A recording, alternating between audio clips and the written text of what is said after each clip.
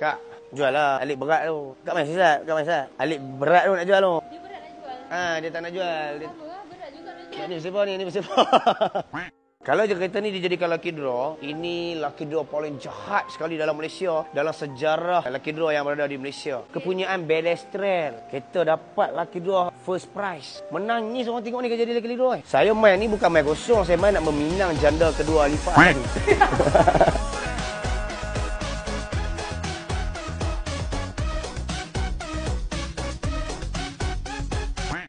bukan janda kedua dia. Janda kedua. Oh, ex-boyfriend. Janda dia kat sana.